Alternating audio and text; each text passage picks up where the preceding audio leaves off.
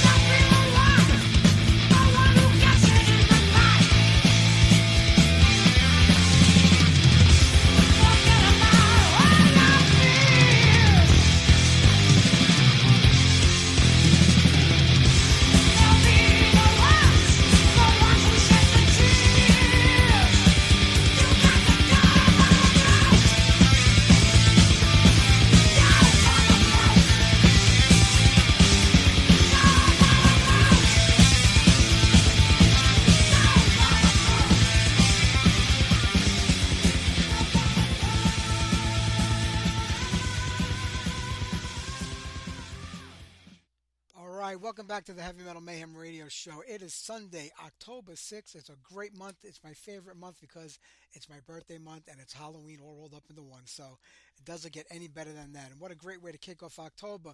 We got Cam Lee from Massacre on tonight's show. Parker Halub from Wings of Steel. Does it get any better than that to kick off October? Right there, TT Quick, Go for the Throat. I love that EP that came out in 1984. It was on Avalanche Records, which was like an offshoot of Megaforce back in the day. And that record and the Island Records, which I want to say was either part of Universal or Atlantic back in the day. Anthrax had gone to that label, and they were snatching up a lot of metal bands. Like TT Quick were one of them. The album changed, the sound of the band a little bit. It was a little bit more commercial, I guess, if you want to call it that. more hard rock than metal. But by the time Sloppy Seconds came out in 1989, I kind of had it with the band. It was a much different sounding record. It wasn't a very good record in my opinion, and neither was Ink that came out in 2000, when the band kind of got back together and put out that record. But those early days, I must have seen TT Quick about 100 times at Lemoore. They were like the house band over there, and they always put on a great show full of energy. And they get back together every now and then. I think it was just this year, I think around the beginning of the summer, they did a reunion show as a benefit for somebody who passed away. I think one of their drummers. But a killer band from back in the day, without a doubt. All right, let's get on whatever music we can between now and the time we talk to Parker in about 20 minutes or so. Let me see.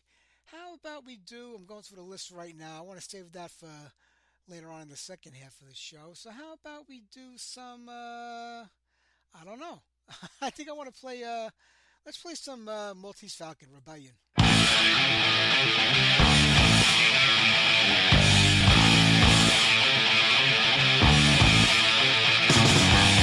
It wasn't like that, this morning of the rain. I'm singing like that was rounding to my brain.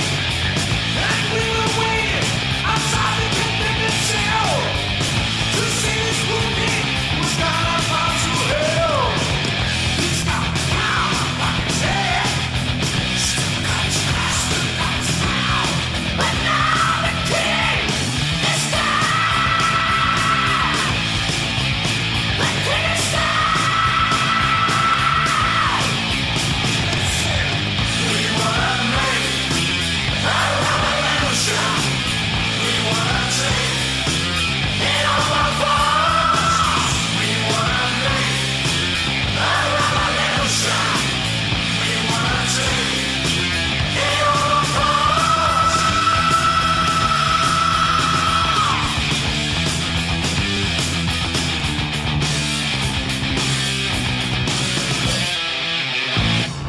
I saw the hangman. I remember he was playing. I thought he realized that now it all was dying. They killed the king. Now they're gonna rule the land. He is so strong. They're gonna take our head. He's got a crown on his head. Still got his sword, still got his crown. But now the king is down. The king is down. We wanna make a revolution. We wanna take it all apart. We wanna make a revolution. We wanna take it all apart.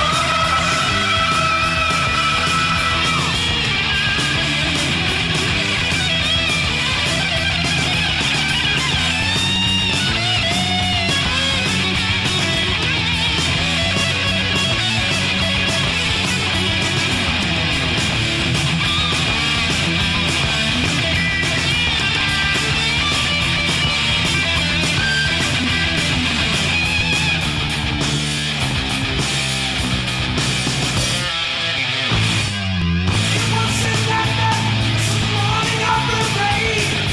And I see like that was running to my brain. They killed the king, now we're gonna rule the land. In this transform, it's gonna take our heads. Trick and Melavana I really liked also, which came out in 86. They got signed to It all apart.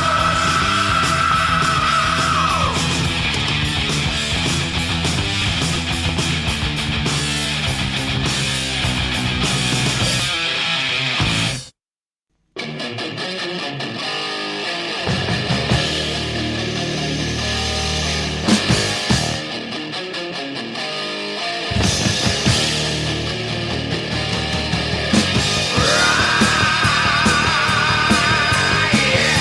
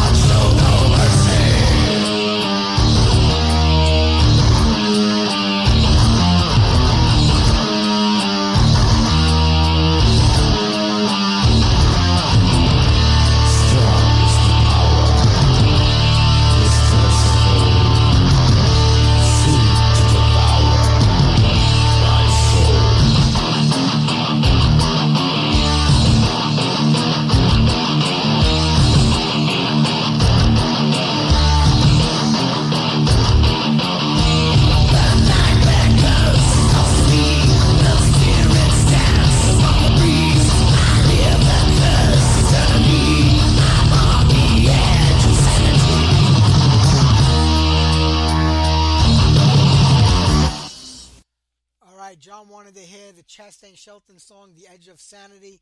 They put out that demo in like 87, 88, I think around that time, and nothing more of it came of it. I wish it would have because it was a really good sounding tape. But things like that happen in life. Sometimes the good stuff just kind of slips by. All right, and before that, Excited with Delivering to the Master. Maybe 2025 will be the year that we finally get a new Excited record. They were talking about recording it and doing it when John was still in the band, when John Ricci was still playing guitar with them. That was a long time ago. So hopefully next year it'll happen. I know COVID kind of screwed everybody up for a year or two, but they could have been working together on music that whole time and recorded it by now. Other bands have done it. I don't know why they didn't, but we'll see what it sounds like. You know, without John being the main and primary songwriter, the band kind of never sounded the same. So wait for it to come out and see what Excited gives us. Before that, Wild Dogs, The Evil in Me, and we kick things off with Maltese Falcon and Rebellion. I'm going to play something by Wings of Steel in about a minute or two. Then I'm going to get Parker on the line. We'll get that interview going. I saw that Ozzy and his family, they keep doing these conventions. They do like another horror monster type convention. And they charge like $669 or $699 to take a picture with Ozzy and his family. And you have to have a picture with the whole family. That's the way they do it. I mean, with all the money he has, all the money that his wife made for him, all the money that she still makes and brings in, do you really need to charge your fans $699 to take a picture, and they got to have your wife and two kids in there, which nobody in the face of this earth cares about? Nobody cares about Sharon. Nobody cares about the daughter or the son. But that's the way they make money, keep their career going. So that's why he does it, or she makes him do it. The funny thing is, if you want to take a picture with them, it's like I said, it's almost $700 for the picture. Then that gives you the right to pay more money to take a picture with Ozzy alone.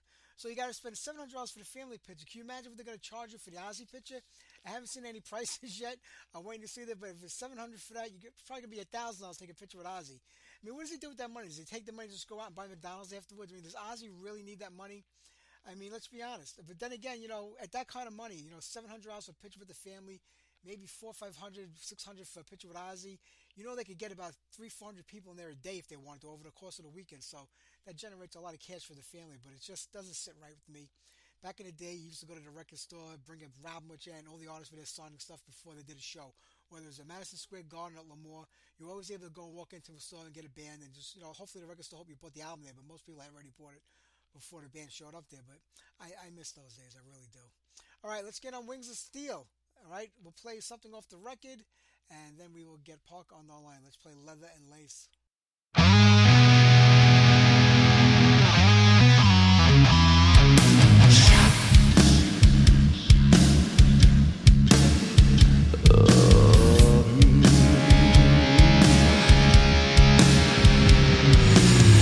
She whispers softly, covered in my hands, with a touch of evil.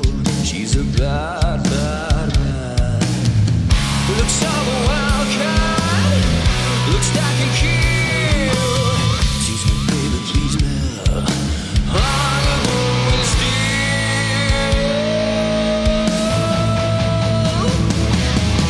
Throws that'll get you, throws that'll bleach. Down low and dirty, she's been changing for the beast. Eyes in the night.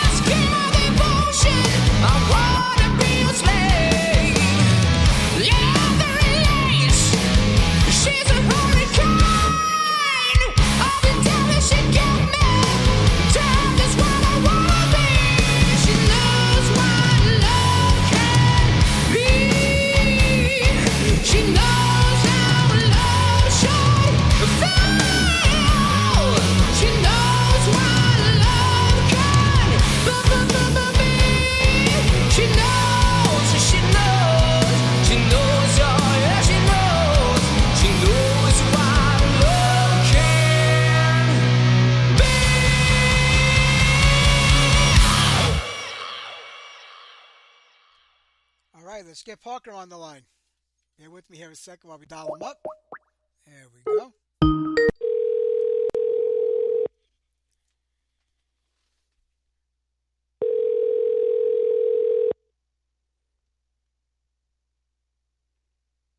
Hello. Parker, this is Mike. You're on the air live. How are you, my friend? Doing well, man. How are you? I'm doing great. I'm talking to you today, so it's a good Sunday afternoon for us. Hey, listen, I got to tell you, man, what a fan of your band. I mean, when that EP came out 2 years ago, I said, there's big stuff happening. And then the album last year, Gates of Twilight, it just blew me away, man. What an amazing job you did. Awesome. Thanks, man. I'm glad you dig our stuff. It's fantastic. I mean, it's rare. Like, they talk about lightning in a bottle. It's rare when a new band comes out with a record and it just grabs everybody's attention from all different genres of, the hard rock and metal world. And you accomplish that with this record. I mean, it's hard. It's in a way, it's like a throwback to the glory days of the 70s and 80s of metal, but yet it's new. I know that doesn't make any sense, but, it's a little bit of both, and it works so well for you guys. I mean, how did it all come about? How did the band form? How did it start? And I know it's about 4 or 5 years old now. Yeah. Well, first I'll say, I mean, like, I think it's really cool that like we've had so many people connecting with our stuff and really digging it, because it's really just, I feel it's really me and the singer Leo. We're just kind of taking all the music that we like and we love, and a lot of it's from the great 70s and 80s era, and we're just kind of expressing ourselves in that way. And I think it's been really, really cool to kind of see that unfold and to start this journey with everybody. And we're very, very excited to continue this journey. I'm glad. But yeah, so I'll get back to your question though. So how the band started, it was pretty much, I met Leo Undermark, the vocalist. I met him. We were going to music school back in 2019 out here in LA. And he was kind of like the only other rocker dude cruising around at the school. So inevitably we hit it off, and then we started writing tunes, and then the pandemic hit and we were kind of stuck inside. So we weren't really able to go out and jam with a bunch of other people. So we kind of just started doing everything ourselves. And because we were, we didn't have to worry about going out and playing live for, a few months that everything was closed off. We got to spend all this time to really like refine our music, and that's kind of just our sound just kind of came from that essentially. And then yeah, in March of 2022 we put out our first EP, and then May of last year we put out the Gates of Twilight album. Did our first European tour earlier this year, and yeah, so it's come together pretty quickly, but yeah. You and Leo are pretty much the core of the whole band. And when you talk about like refining your sound and putting this this album together and this band together and the music together, was there a specific goal that you had set from the beginning where you said, this is what we want to sound like, this is what I think we should be, or were both you guys like on the same page musically where you wanted to go, where you just both of you jamming and coming up with this this vibe and this sound that you created? I mean, it's a little bit of both, because like there's certainly like elements that we'll hear and certain things that we've been inspired by in the past that like it would be really cool for us to recreate that, but at the same time too, like we're not trying to replicate anything directly. We just kind of want to get the essence of what we like, but say that in our own way. And so that whole process of doing that has kind of inevitably it's going to come out a little bit differently from how you imagined it, but I feel like that's where the real essence of what you do kind of comes out. So a little bit yes and no, yeah. No, I completely understand that. Are you going to stay this way with just the two of you in the band and bringing in like hired guns to play with, or are you looking to round out the entire band? I mean, we would definitely love to round out the entire band. It's kind of an interesting thing, because that's kind of how we've done it, where we've the other three guys in the band. Well, we've had on the record we've had we've had Mike was doing the drums on the last record. We're gonna have a new guy doing drums on the next record, and then we basically Leo and I have done everything. So Leo does all the vocals in the studio. I do all the guitars and bass in the studio, and then we basically compose everything. So the thing is, that's kind of been our system, and it's worked really, really well for us as far like in the studio. But at the same time too, like we're always open to trying stuff, and I think you really just have to sit down with people and get to know them, and if the vibe is right and it's all cool, you can start to write stuff, and we'll see. I mean, we're not even though our process works, we're not like we're not like super set in stone on like having to keep everything exactly the same. And then yeah, and also too, especially from the live sense, like we want to have a solid lineup because like people. I mean, I know that the bands I love, you want to see like all your favorite members when you see the band play live, and also when you play live, you develop like a real chemistry, and like that everything gets really tight, and like you can just sense it, and that just brings like another layer of energy to your show. So in summary, yes, we absolutely would love to have a solidified lineup, and the lineup we have right now is fucking awesome, and we'd love to stick with these guys as much as we can. But yeah.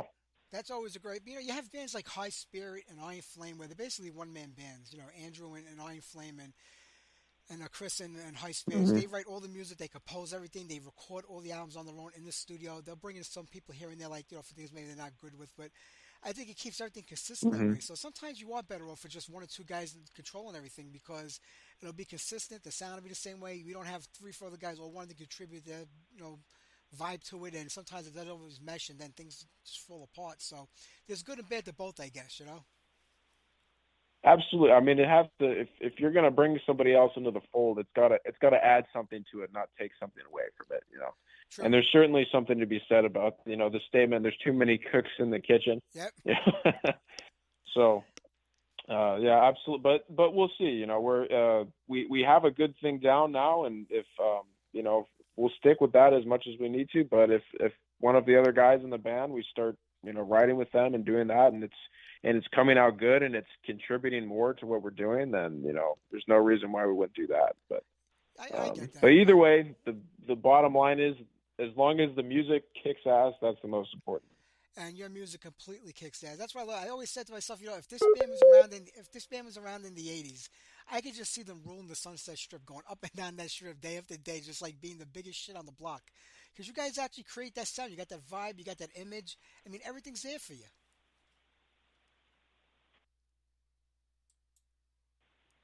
Um, Actually, up a little bit. Can you repeat like the past like 5 to 10 seconds? I'm sorry about that. Yeah, I think we got cut off a little bit over there. And I was just saying, I could always The see you signal's guys cutting out a around. little bit. I could see you guys around in the '80s. Just like ruling the Sunset Strip, going up and down that strip like your shit don't stink. Like you guys got it all going on. You just Mm-hmm. have everything working for you. The music, the image, Yeah. it's all there. Yeah, I mean that's kind of just how we do it. I mean that's a lot of all those '80s bands is kind of like that's really like that's our stuff. That's what we dig, and we kind of look the part a little bit too, which is cool. So yeah, I mean we would definitely fit it, but it's an interesting thing because I think about it, and it's like, well, Leo and I write the music that we write now relative to today's world. So would we be writing the same music if we were born in the '80s, or would our music, or if we were around in the '80s, or would our music be different? So it's kind of an interesting thing, but I definitely there's definitely a lot of resemblance though, and we have a lot of love for that era. That's where it all comes from. But like I said earlier, it's new also. I mean, it's a new vibe and a new sound. I mean, how's LA today? I mean, is there enough there to keep you active, locally? I mean, I don't even know if Leo's still in the U.S. I think he lives in Sweden, doesn't he? Yeah, well, Leo doesn't have Leo can only come here for 90 days at a time because he doesn't have a full artist visa to go with yet. So it's very, very difficult for us to actually just get around in LA and play regularly. But I mean, really, I think nowadays, like especially because of the internet, the heavy metal scene is much more spread out. It's not all necessarily. I mean, there are some cities around the world that are definitely like this, but it's not all necessarily just in one city or whatever. It's now I think especially with this style, it's spread out all across the U.S. There's a lot in Europe. There's a lot in South America. It's spread out. It's still definitely there, but with I think dominant scene. There's a lot of different bands there. There's a lot of different styles, but it's almost like there's a little bit of everything. There isn't really like the big hard rock scene or the big, you know, punk scene or whatever. Like there's little bits and pieces of everything. So Yeah. there's some good venues around, and there's definitely, I mean, we have a lot of fans out here, a lot of really cool people who support what we do here in LA. So you know, it's a good place. It's not the same thing that it was back in the 80s. Oh, nothing is. So don't that, it doesn't have to be music. Does it make it more challenging for you? Because, like, the fact that he's got to fly in and go through a lot of paperwork to get here. Is it difficult just to, like, one-off shows here and there? So you look to kind of schedule as many things as you can in that time frame so you can make it work out? Because it's not probably worth it to fly in for one show, for an hour, and then that's it. Yeah. I mean, whenever Leo and I are on the same continent, we always try to organize our time so that we can get the most out of it. But then so he's here right now. He'll be here until November. We've been basically just nonstop going. We're putting together a new full length studio release for next year. Oh, man, that's gonna But be that's great. pretty much he's been out here for he's gonna be out here for about 2.5 months total. Like that because writing and recording takes all this time. That's pretty much all we have time for. Unfortunately, we weren't able to put a show together or anything like that this time. But subsequently, when he comes out here in the future, hopefully he'll have his visa so that we can stay longer. But we kind of have to. If he's here to write an album, we got to write an album. If he's here to play shows or do other stuff, we have to focus on that. It's kind of hard. It's kind of hard to like cram everything together in one go. Oh, absolutely. Well, how's the new But music sounding? Is it pretty much a follow-up to the last record, or you taking things in a little different direction musically? Where are you at right now? I mean, I would have to say a little bit of both. You know, it's definitely Wings of Steel. I think I think we've turned some things up to 11. And if you liked our EP, if you liked the last album, you're gonna fucking love this. That's all I can say right now. I'm sure. I know you're going to put out So, something great. yeah. So we're really excited. We're almost we're about a little over halfway through putting everything together, and it's, oh my god, it's Yeah, coming together really great. We're really excited for it. I can't wait to hear it. I mean, what is the biggest challenge today about trying to put a band together, keeping a band together, gaining enough traction? It seems like things started out pretty good for you guys. The name got out there. You have a lot of people who fell in love with the record, but how do you make that happen today? Is it just socializing through the internet? Is it doing it through live shows? I mean, how do you get out there today and promote the band and make it known to people? And I think this is, even though the avenues of getting out there have drastically changed ever since the internet. I'm saying what you can to get out there. So for us, and also it's very individual situations. I mean, nowadays, a lot of people they try to balance being in a band with having a job and a life and a family and kids or whatever. And like I mean, for me and Leo, we're lucky because we're basically able to treat this as our full-time job, but we don't make enough to make a living off of it. Like it's there's a lot of challenges involved. You have to basically be like really famous and well known and touring around a lot and playing shows for thousands of people to basically make it to really make a living off of it. It's anything less than that. There's ways to do it. There are people that do it, but it's certainly very difficult. It's not just about making the best music that you can and being a really great musician and doing that, but it's also, you have to have the promotional skills and the marketing skills and the business know-how to make sure that your music is actually put in front of people. Because that's the thing, is that if you have the greatest song in the world, but you're out in the middle of the forest or wherever, there's nobody around, and you play it, nobody hears it, nobody's going to hear it. And that's, unfortunately, that's kind of like just the reality of the music business. So you have to not only be really good at writing music, but also be really good at have people in your corner who can help you really push it out there to the world so that people hear it. But yeah, I mean, so it's really that, it's just it's a lot of stuff to do. It's a lot more than just being the guy on stage and playing and being the guy that writes and records and does all that. That's the best part of it, really. That's the Sure. best part. But Do you feel the it's business? all the other stuff, you know. Do you feel the business So yeah, part of yeah. it interferes sometimes with the musical part of it, where you just can't concentrate on one because you're thinking about the other? It certainly does. It certainly does. I mean, I think it takes some time to adjust to the kind of workload that you have on yourself and how to kind of learn to live with it. Because I mean, especially in Leo and I's situation. I mean, right now we don't have a manager, we don't have a record label. It's basically us. You know, we are the band and we are the business.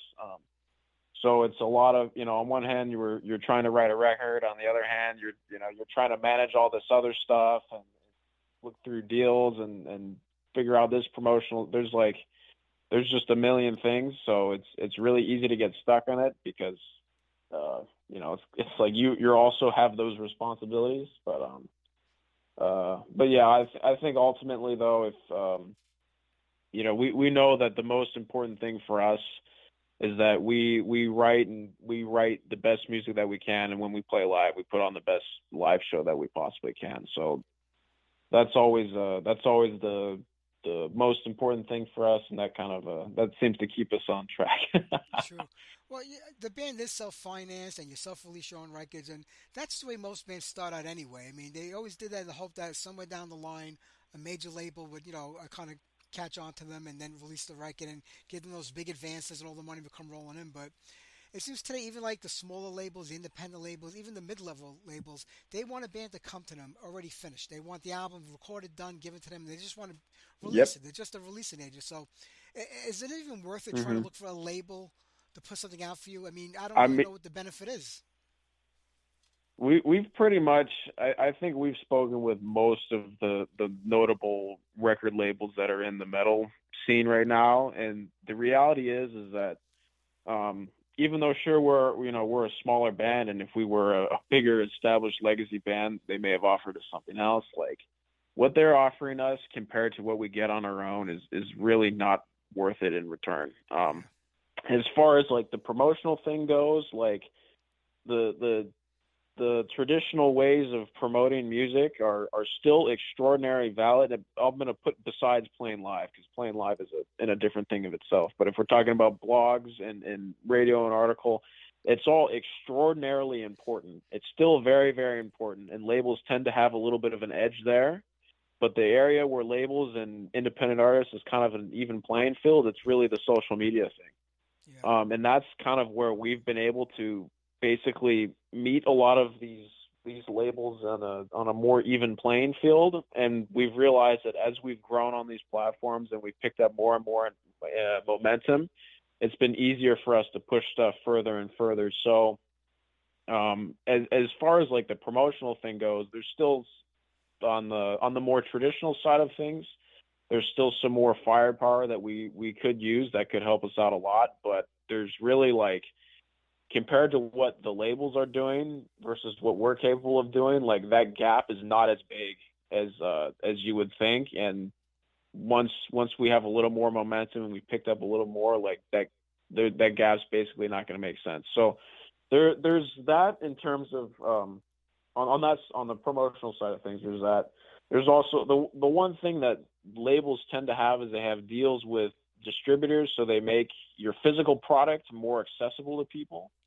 So in our case, that could be useful because, Wings of Steel, this style of music, like we have one of the most, it's fucking awesome. And we love our fans for this because we have, the people who listen to our music, they're really into physical copies, CDs and vinyls. And so when you have physical distribution where you can put your CDs in more places, it makes your music a lot more accessible. So that's something that labels tend to have that we don't have. But at the same time, too, like independent artists, we have our own website. Like we have our own means of doing wholesale deals with different record stores and distributors, and like so. There's ways for us to kind of get around it.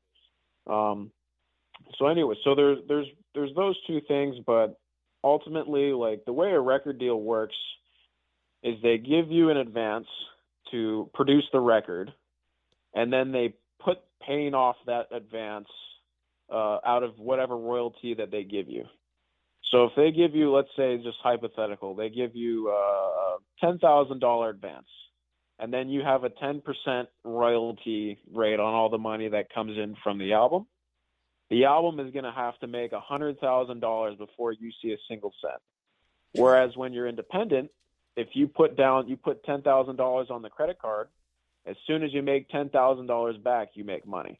Yep. So from the business standpoint now, especially because everything is, I mean, not everything, but stuff has largely shifted digital. People are listening to music on YouTube and Spotify and Apple, and like, because you don't need a label to get there anymore, like the need for a label is kind of like, I don't know. It's not the same thing it was 40 years ago. 40 years ago, you needed a label or else you didn't exist and people didn't hear you. Nowadays we don't have a label, and we've managed to get as far as we've gotten, and I do think we can continue to grow. So that's just the business side. I could talk for a while about this particular topic, but it's a crazy business. But like you say, one thing about metal fans that they do buy the physical copy, where other genres of music, they'll go to YouTube and they'll go to Spotify. I mean, I go there to listen to music here and there, but I still buy every record that comes out, because that's how you support the bands. I've done it for the last, I hate to say how many decades, but I've been doing it for a long, long time. And metal fans will buy your record. You make something, you put it out, they'll buy it. So that's the great thing. And it's kind of sad, like what you said earlier, that labels are looking more for those established acts and put them on there. And if they only do that, there'll never be a new act coming up that will be the next established act. It has to be like baseball, where there's a farm system and you nurture the young players, you get them ready for the majors, and then they're going to play. That's missing today. There's no more A&R people at record labels. There's no more scouts out there going to clubs listening for bands so they can sign. And that's kind of sad that, when AC/DC and Metallica and those bands say, we had enough, we're done, where are the next bunch of bands coming from? And when you look at like what you're doing and other bands that play music like you're, like, they're right there. They're right there. Give them that shot. They're right there. They can do it. Yeah, I mean, it's just the business is what it is, but for us, I think that the thing that keeps us going is our mission is just to write the best possible music we can, and subsequently put on the best live show that we can and share that with as many people as possible.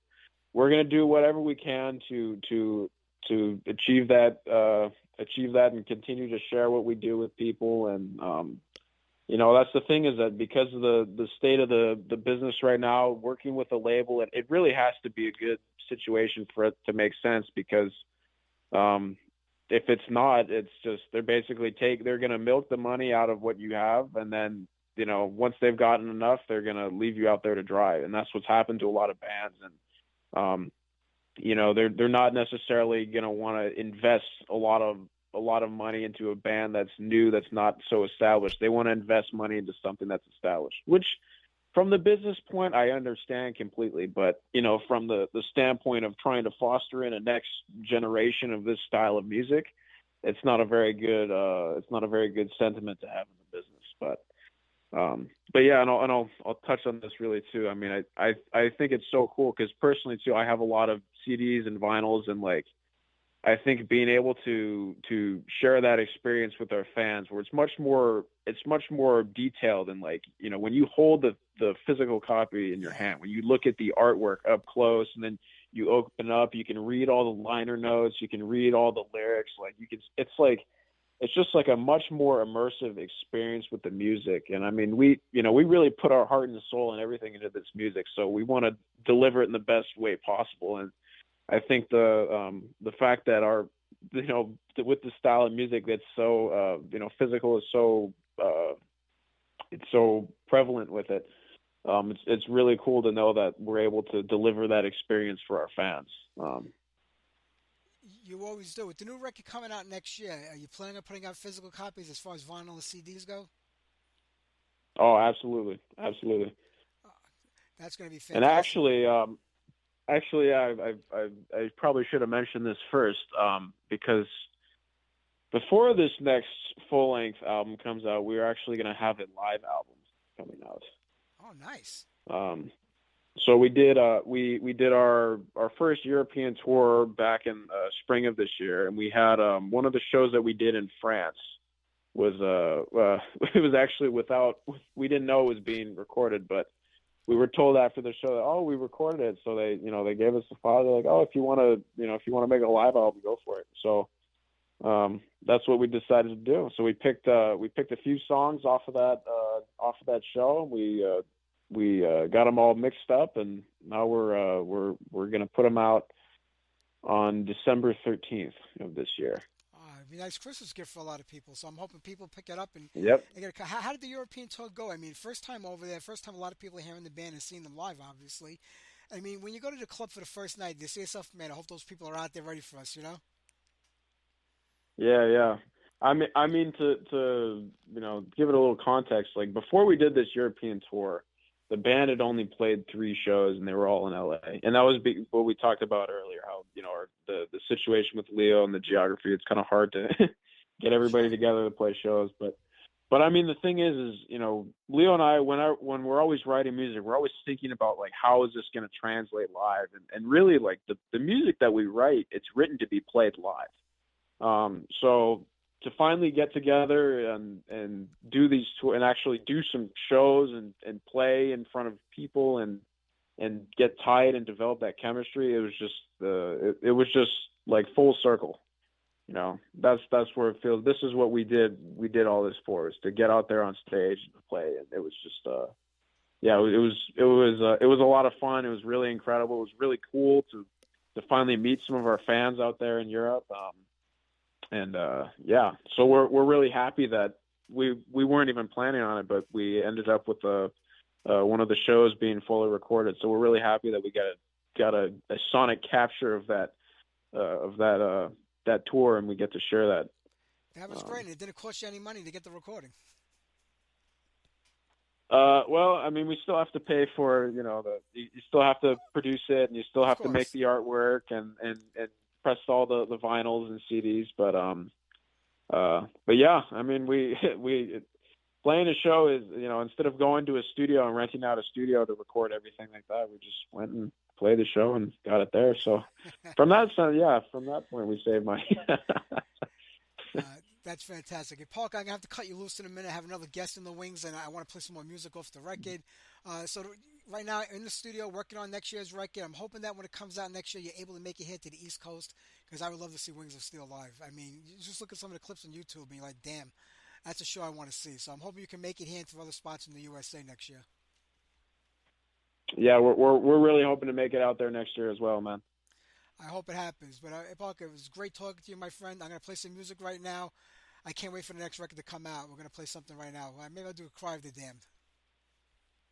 Awesome, man. Thank you so much for having me on. It's been great. Thank you. It was my pleasure. Take care, Parker. Have a great night. Peace, man. All right, let's get on Cry of the Damned, Wings of Steel.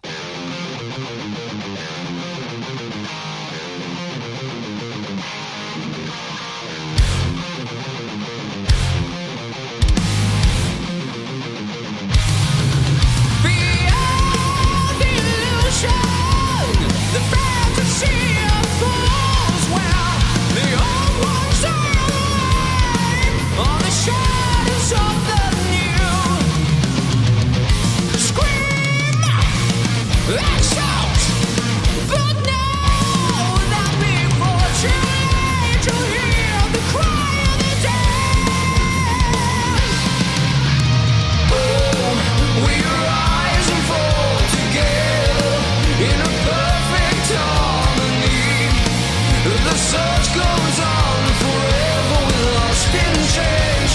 Hear the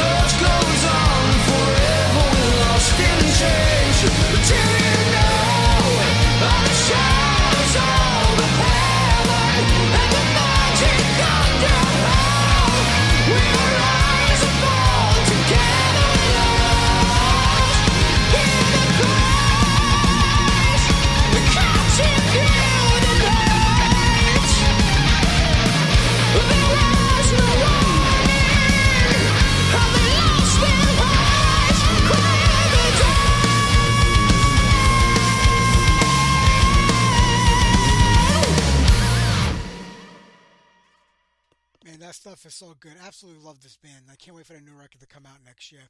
We got to get to Cam Lee from Massacre in a little bit. I got enough time to play a couple of more tunes before we talk to Cam. Hey, there's no show next week. It's my grandson's christening, so we won't be around next Sunday. So we'll be back the week after that. Don't forget. I don't know who's on. I think we got Astral Doors on and Ramanier. So come back the week after next. We won't be around. All right, let me see here. I got on a couple of requests. Christian wanted to hear Siren this week, Back from the Dead. So let's get that on for Christian, then we'll play a couple of more tunes.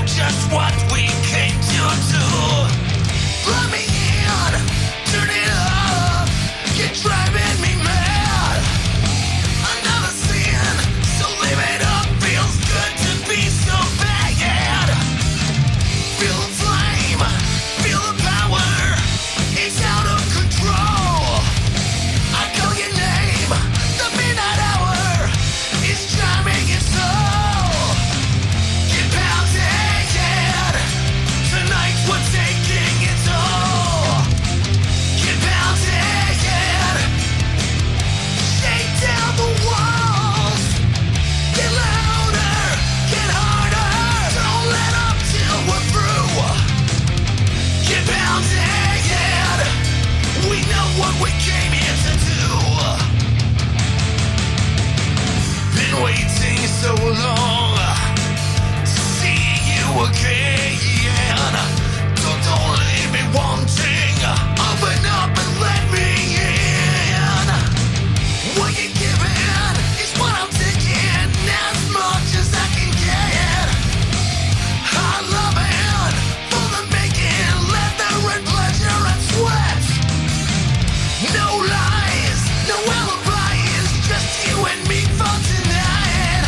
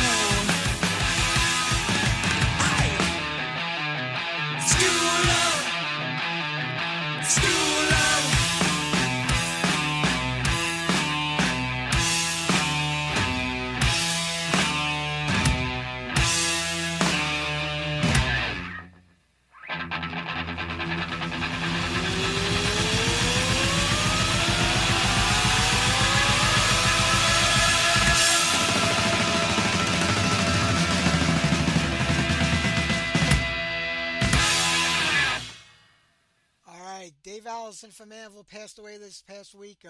He was the original guitar player in the band and was with them throughout the 80s. I think Pound for Pound was the last record he played on, like 88 or 89. Great guitar player. Saw that original lineup of Anvil many times out in the 80s. That's when Lips used to come out naked sometimes with a schlong hanging out and playing with the vibrator. Now today he's just kind of a dick, you know. I'm sure there'll be some conspiracy theory that Dave Allison didn't die. He moved away with Elvis somewhere. Lips comes up with all these conspiracy theories these days. Just concentrate on the music, Lips. That's all you gotta do. All right, let's get to this interview with Cam Lee from Massacre. Let's play something off the new record, then we'll talk to Cam.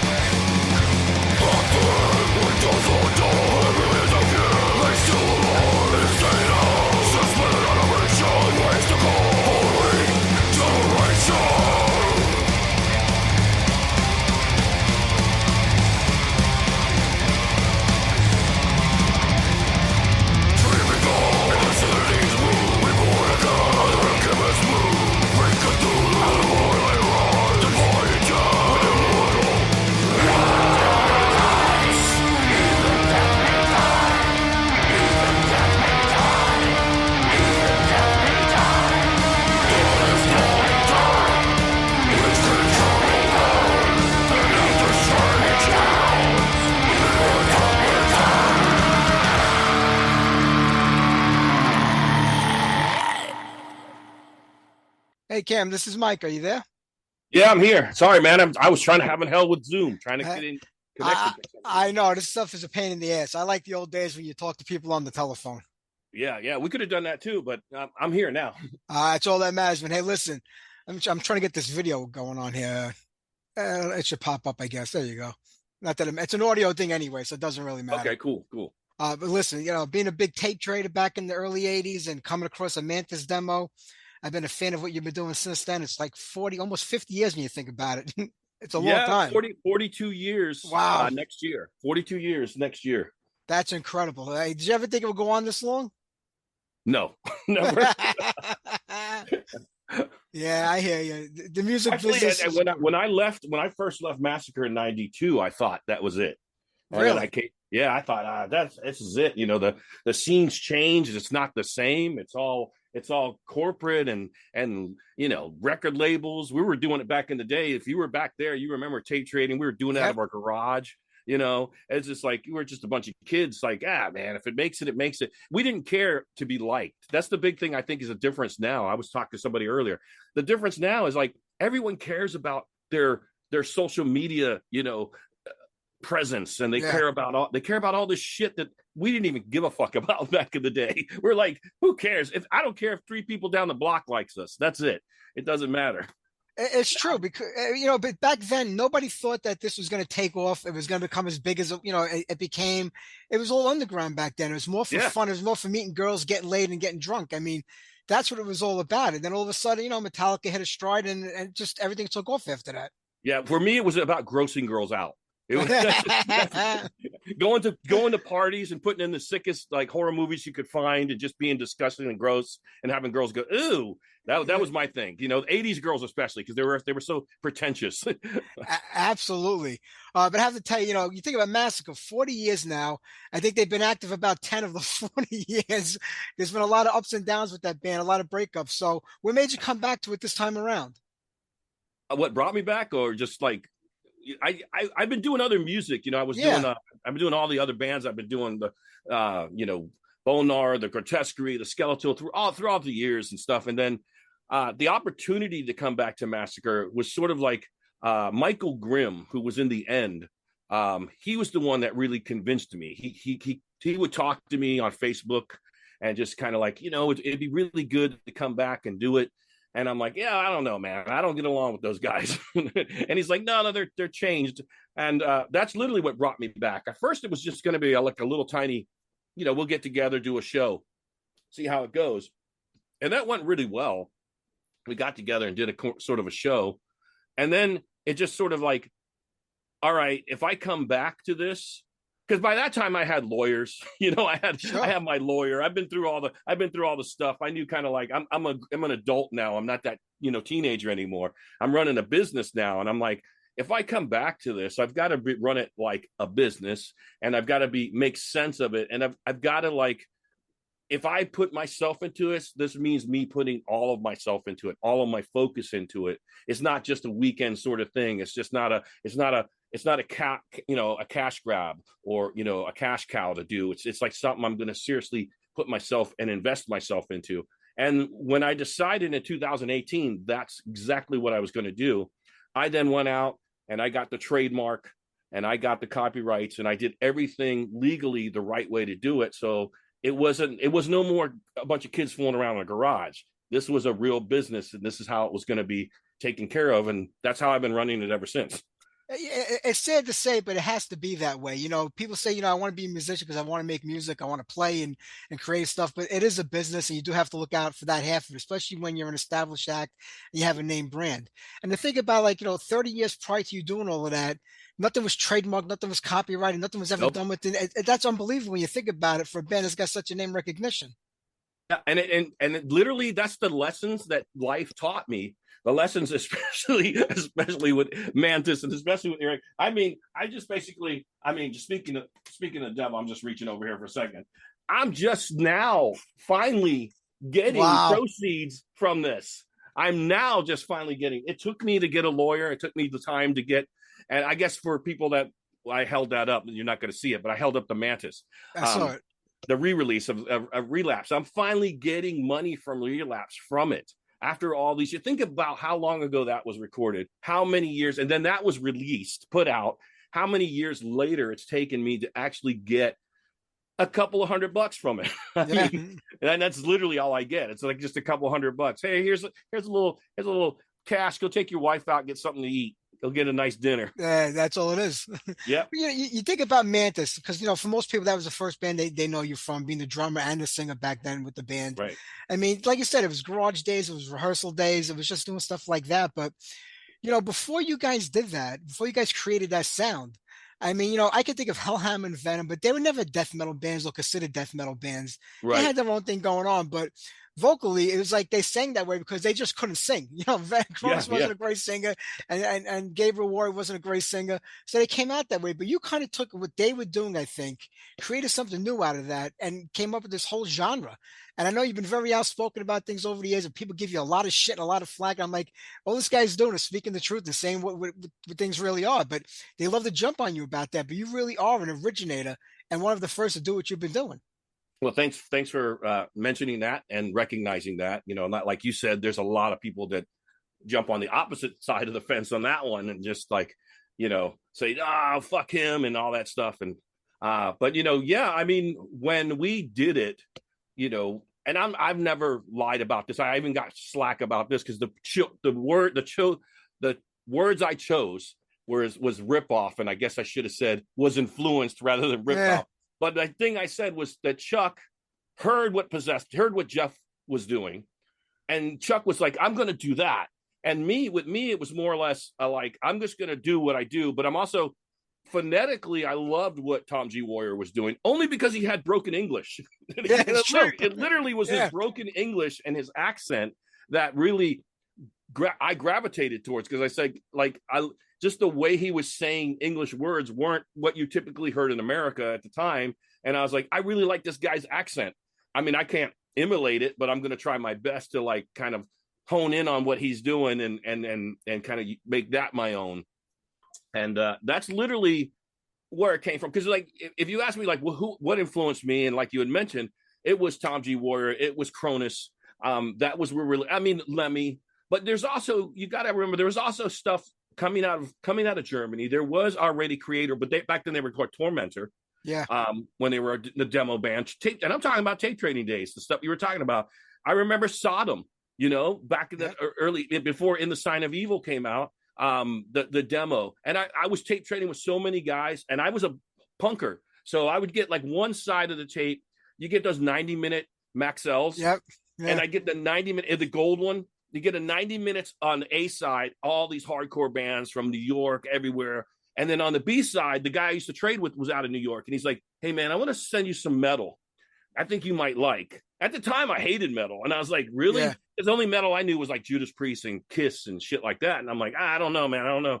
He started sending me more of the underground extreme stuff that was coming out. Stuff like Raven and Riot and Accept and all this stuff. And then what really got to me, what I gravitated towards, is when I heard Destruction, Sodom, and like I said, Tormentor, which was Creator. When I heard those bands out of Germany, I was like, this is what I love. This is what I'm talking about. Yeah, it's completely, you know what it is? You could have had 10 bands lived in the same neighborhood as you, doing the same thing you were doing. And if you weren't tape trading or like into a click, you wouldn't even know it. There were bands all over the world doing this, thinking like, we created something. We're the first mill as a band, a town over, a band, that, a country over, and they're all doing the same thing, but nobody knew it. So really, what's the difference between ripping somebody off and being influenced by somebody? It's kind of the same thing when you think about it. Yeah, it is. I mean, everyone was getting it, especially, it was so great in the 80s because I remember Chuck, before he died, said something about this, like there shouldn't be genres, but unfortunately there is, because we're humans and we have to categorize stuff. We have to alphabetize stuff.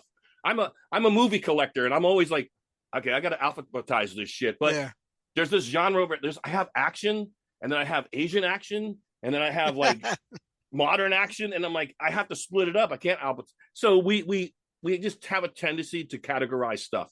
But back then, when metal was fresh, it wasn't called extreme metal. No one ever called it extreme metal. No one ever. They just said it was metal. Yep. And then you started getting a little like when Metallica and Megadeth and all those guys were coming out. Then you started hearing these words, thrash metal and stuff like that. Anthrax, really, I think Anthrax was the guys that honed that word in. They really reeled it in, and you started hearing about thrash metal. And no one knew the word mosh. When I was growing up, it wasn't called mosh. It wasn't called a mosh pit. It was called skanking or slam dancing. Yep. And then it became moshing. And then it became the mosh pit.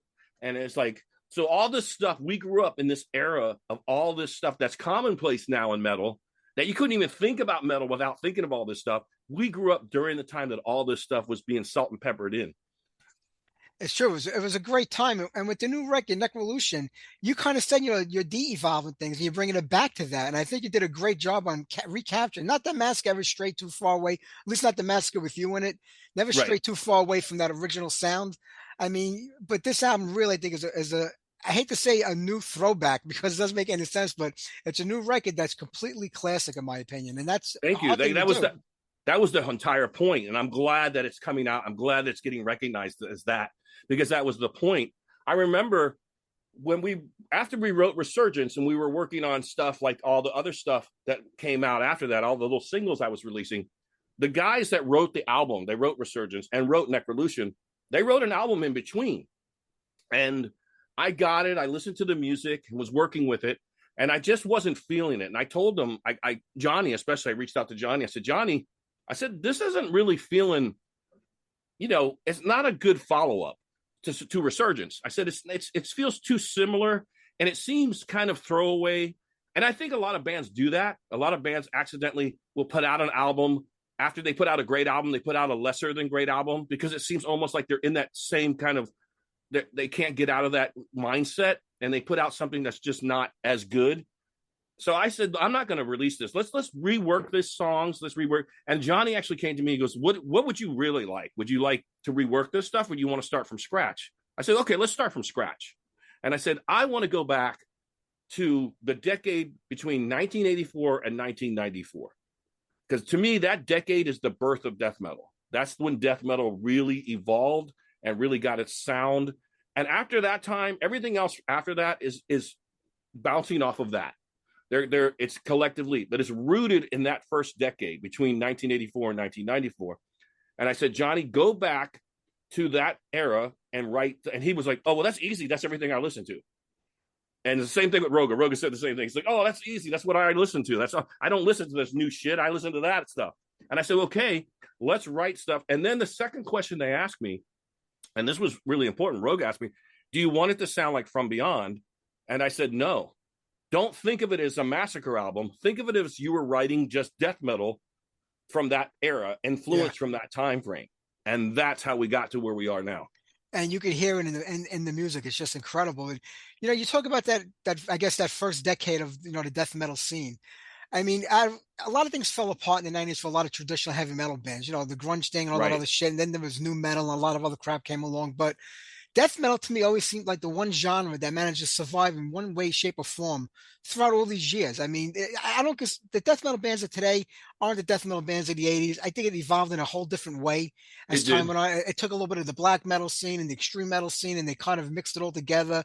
The vocals have changed. It was completely different.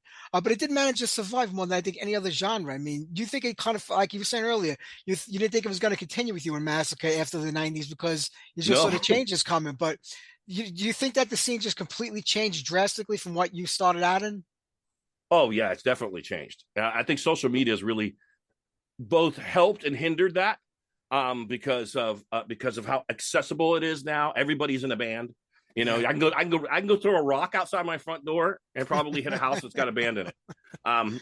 So and if they're not death metal, there's some kind of metal. They're deathcore or something. There's that. And what's funny, talking about that, going back to that time frame, never did I ever think that this would become staple metal blueprint. Yeah. Never did I say, okay, the growling that I'm doing is going to be what metalheads are doing 40 years from now. Never did I ever think that was going to happen. I thought I was doing shit that people were just like telling me back then, oh, that's garbage. That's garbage. That's going to pass. Nobody's going to care about that. No one's going to listen to that. Now you got guys so guttural and so low. It sounds like a giant elephant farting in a tunnel. It's like, it's cool, but I mean, it's just like, okay, how did it go from what I was doing to that now? Yeah. But you didn't always sing like that in the beginning. You sang in a different manner. So this was something you had to learn, adopt, and kind of create. So I mean, when you think about it, did the sound you were coming up with come from the music that you guys were creating, or was it something just like a mix of everything you were listening to at the time put together? It was a combination of the music we were listening to, but horror movies played a really big role. I'm not going to lie. I'm not going to sugarcoat it. Horror movies in the 80s, along with metal in the 80s, that was the biggest boom for both genres. Yeah. And we were getting some of the most extreme horror movies they're not extreme by today's standards, just like the music of that time isn't extreme by that standards. But during the time, we were coming back from seeing stuff like Evil Dead and The Exorcist. Everyone was like roaming out there. And then, of course, Freddy Krueger. The first time you heard pitch shifting in a voice is when Freddy said, "I'm your boyfriend now, Nancy." It's like, it's like, whoa, let's try to do that in our music. Let's try to bring that sort of atmosphere into our music. So I think horror movies had a lot to do with how death metal sort of formed, because all those bands, all those satanic evil bands out there that say, oh, I got my influence when I went out into the cemetery nude one night under the full moon and doused myself with blood. What a bunch of crock of shit. You were watching The Omen and you saw the dogs running through the cemetery in The Omen, and you thought that was the most evil thing in the world, and you decided that's what you want to do. That's the kind of thing you wanted to bring to your music. It has nothing to do with Satan or the moonlight or going out in the cemetery. Very true. Cam, over the years, you've mentioned certain albums that you weren't fond of, and I know, when The Promise came out, that was kind of it for you again with the band. And so when you go out and do Massacre now, I mean, is there a certain catalog that you draw from? I mean, obviously From Beyond is like, the beginning for everybody. Does it start from Resurgence again after that? I mean, what do you pick and choose from? Obviously, there was a part of the band that had music when you weren't with them that we're never going to hear again. And in a way, I'm kind of glad, but there's a lot of other. So where does Massacre live and die with you today? Is it a little bit in the beginning and a little bit towards the end? Yeah, it's a combination. It's a mix, and that's what we'll be doing next.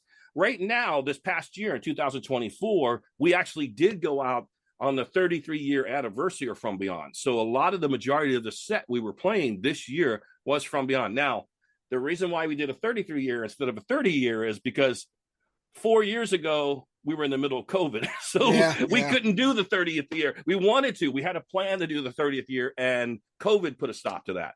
So we went out and toured a couple more things. We went, Resurgence came out. We had to go out and push Resurgence, and we did that. And then somebody came to me and said, well, why don't you do that, 30-year anniversary of, From Beyond you were going to do? I'm like, well, 30 years ago was 3 years ago. And they were like, well, just do it a 33-year anniversary. I'm like, okay. Yeah. Okay, we'll do that. So that's what we did. Now we got one more run in November coming up on the West Coast. We'll be doing a lot of that same stuff, but we're adding some stuff from Resurgence in, and we'll be adding 1 or 2 songs from Necrolution. Oh, nice. Once we go into next year, then we'll put more of Necrolution, more of Resurgence, and then 3 or 4 of the best fan favorites from Beyond.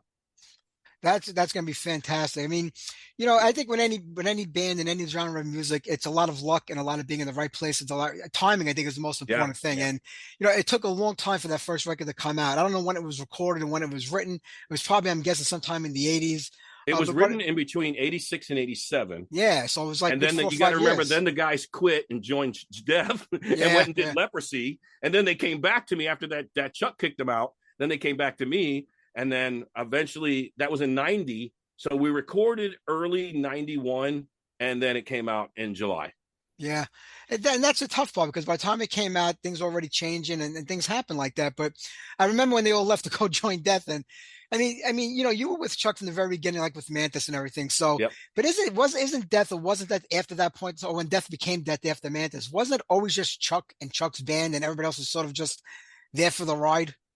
Well, yeah. Well, what happened was, and I actually said this in another interview the other day about Massacre.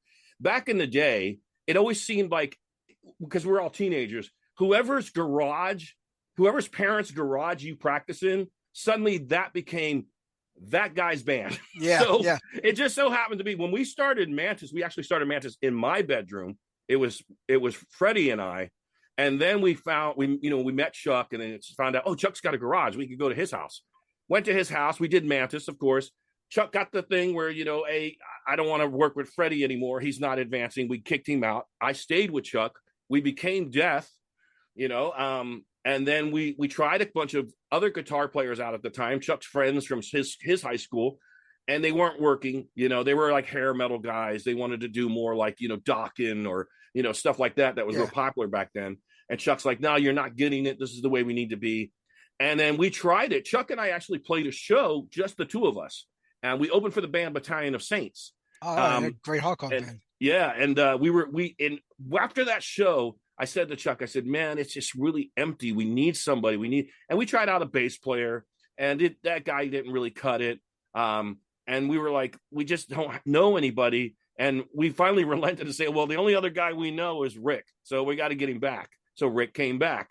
And then we did the Death demos back then, which was, of course, the first Death demo. The second one was with Infernal Death and songs like Baptized in Blood. And then he got rid of Rick again. And I was with Chuck one more time for one more last demo. And then we had our big blow up because I ate the last bowl of Apple Jacks. And I was going to ask you, because I don't know if I heard that in an interview or read this somewhere, that it was the last bowl of Apple Jacks, the last box of cereal that you ate, and that kind of fucked everything up after that. Yeah. I was living with Chuck at the time, and I woke up early that morning, and his mom was like, Cam, do you want something to eat? I'm like, sure. And she poured, so like, well, you want some cereal, or you want something? I'm like, yeah, cereal's fine. So she poured me some Apple Jacks, and I'm sitting there eating the Apple Jacks, and Chuck comes out of the room, and he's like, where's my Apple Jacks? And his mom's like, well, Cam's eating it. And I'm like, oh, sorry, dude. And he flipped. He completely it was like he got possessed. He was like, that's my fucking Apple Jacks. Don't fucking eat my last bowl of Apple Jacks. You're out of here. And I'm like, are you serious? And I'm like, I laughed and left. Yeah. And I was like, I came back that night to talk to him, and he wouldn't even let me in the house. So that's crazy. Just think, if you had pancakes that morning, that might still have been together. I know. If I had made his mom cook, which I was trying to be nice and not have her cook for me, history could be completely different. just to Oh this God. day. It is crazy stuff when you think about it. And other stuff I find crazy too is, I mean, I know there's no love lost between you and Rick, and I'm not going to get into all of that because it's easy to get you going on something, and it's not really worth it. It's old news. But I look at today as, Rick and I think a few other guys are different. And Terry and some other guys they got Left to Die going, and they got Death to all these like death bands that are Yeah. revolving around death. And most of them weren't even a part of the original lineup or the classic Nope. lineup, any of those early albums. I mean, how does it make you feel knowing that you were there, you helped that create that, and then you got all these other guys out there? I mean, it's a common thing today. You got bands like Riot playing with nobody left in the band, and they're using the name, but that kind of rubs me the wrong way that you have two kind of death variations out there. It Yeah, really no, don't feature anybody from that original era. man, I honestly, I roll my eyes. I mean, even John Hand, dude, I got to tell you, John Hand reached out to me. John Hand is the guy that's pictured on the back of Scream Bloody Gore. I don't think he actually played on Scream Bloody Gore. He was just a guy there for the photo. He's actually tried to do John Hand's death. Oh God. Or Hand of Death. That was it. Believe it or not. Yeah. So, man, at this point in time, I have to deal with already people coming to me and saying, "Oh, you're not Massacre because without those guys, you're not Massacre." And I'm like, "What are you talking about?" Yeah, so I've deal with that kind of hatred and small-mindedness on that side, and then I got to think about these guys are like complete cash cows, and I'll call them for what it is. They're cash cows, man. And I love the fact that here I am. I'm putting out new music already. I've been back in Massacre for 5 years now. We put out a Resurgence, Mythos, all the singles I've done, which we got combined into Corpus Umbra. We put out the Tripocalypse EP and now Necrolution. I've done more in the past 5 years than I did in the 35 years of Massacre's existence. Yeah. It's true. It kind of irks me and rubs me the wrong way, but like I said, it's a money grab, and that's what they do it for. And I blame the fans, because if you're paying money to go see that, when you watch, I'm like, who are these guys? I mean, most people know who they are from the other bands, but I'm just saying, I wouldn't spend the money to go see that. I was lucky to see a lot of these bands. I'll call it for what it is. It's a glorified cover band, which is funny. They'll call Massacre a glorified cover band. I'm like, we're doing more original material than we are doing the From Beyond material. And I was a part of From Beyond. So it's like, but they're actually doing covers that they didn't even write or had anything to do with. Maybe they were on one album, or maybe they appeared for this, but they didn't actually had anything to do with the writing process. They're literally a cover band, and that's what they are. But you're right. It is the fan base. The fan base has gotten to that point. It's so fickle, man. The fan base is so fickle. One day they're all behind something, and the next day the sun rises and they're all it's a fickle fan base, man. You old guys like us, we're the true warriors. No, you're right. I hate to say that or get that way, but I think it's because a lot of the people that go see these shows, they came into metal much later in life. After a lot of them are younger. I mean, it's a different generation. They weren't born or even around back then, so they think they're getting death by seeing that band. They think they're getting Riot by seeing that. They get Quiet Riot, Autograph. All these bands have no members left. And I look at the shows, I'm like, that fucking crowd is packed. The house is packed. Yeah. And they're watching Autograph, which is beyond Autograph today, because everybody in the band died and is not a part of it no more. I know.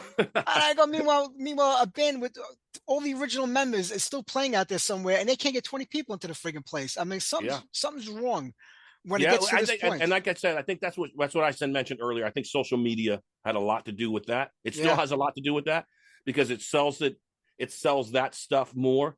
You got labels that are behind that stuff, and promoters, man. You cannot dismiss the promoters. The promoters are really part of it, because they're the ones hiring this stuff. They're overlooking, say, like Massacre.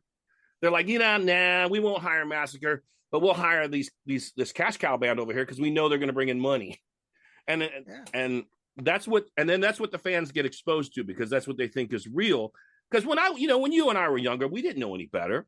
No, we thought, hey, if it's getting advertised, if it's on the front of Hit Parader magazine, it's got to be good. It's got to be. We didn't know how the ins and outs of it worked. Now we are old men, and we learn how dirty it is. It's true. We learn how the business really works. The saddest part of it all is that a lot of the originators, like yourself and Hellhammer, they kind of get fucking forgotten about, or they fall behind because other people take what they did, and somehow they're just in the right spot at the right time, and it all works out for them. And it's a sad part of the business, but it's just the way life goes. Yeah, I have to admit, I was like blown away the way that Tom did it. He's like, I'm going to do Triptychon he's got going on. Triptychon. He's Yeah. like doing Triptychon, and he's like, you know what? People want to hear Hellhammer, so I'm going to come out and do a separate show and do Hellhammer songs. It's still Triptychon, but we're going to call it Triumph of Death. And I was like, this guy's a genius, man. I wish I would have thought of that. I'm like, that's actually brilliant. But yeah. Well, I'm glad and now you got everybody's Massacre doing that. going. Now you got everyone doing that. I know, but you know what? I'm glad that you got Massacre going again after all these years, and it's you. And I know being in any band is hard. Being in a marriage of two people is difficult. Never mind 4 or 5 people getting together doing it. So the fact that you're doing it, I'm glad that you took control of the ship. You know, maybe because of the business part of it now is all up in line. The music will keep following. And Cam, I'm not going to keep. I know you're doing more interviews today. We only got about 2 minutes left because they only give you like 40 minutes for free on here on the Zoom shit. But man, it was a pleasure talking with you today. Such a fan for so many decades now. Not only am I going to devolve this record and kill it, I'm waiting for the next one to come out already.